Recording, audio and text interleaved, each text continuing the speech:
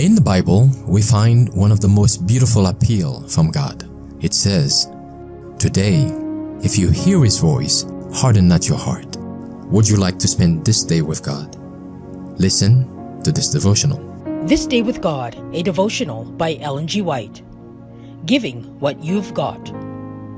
The liberal soul shall be made fat, and he that watereth shall be watered also himself. Proverbs 11, verse 25. Liberality is one of the directions of the Holy Spirit, and when the professed people of God withhold from the Lord His own in tithes and offerings, they meet with spiritual loss. The Lord does not reward a stinted liberality. He calls upon the people to honor Him with their substance and with the first fruits of all their increase. It is not possible to lay down rules for every case, for in many instances such a course would distress the giver. The circumstances in which some are placed and which are of God's appointment are to be considered. The Lord expects a man to impart of what he has and not of what he has not. With some, a tenth of the income would not properly represent the proportion they should give to the Lord, while to others it is a fair return.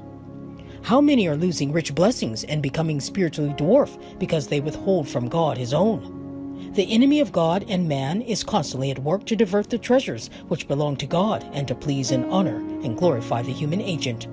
My family needs calls for this and for that, men say, and convenience after convenience is added to the house in furniture and clothing and dainties for the table. They fail to limit their desires, when by so doing they would bring blessing to themselves and to their families. God has made us His Aminors, co-partners with Him in the great work of advancing His kingdom on the earth.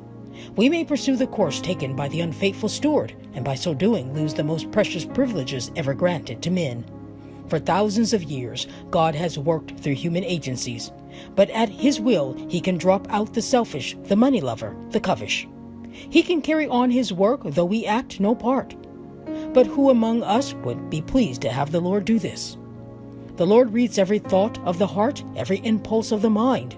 If we have not the Spirit to give freely, we mock Him. When we show to the world, to angels and to men, that the prosperity of the cause of God is our first consideration, God will bless us.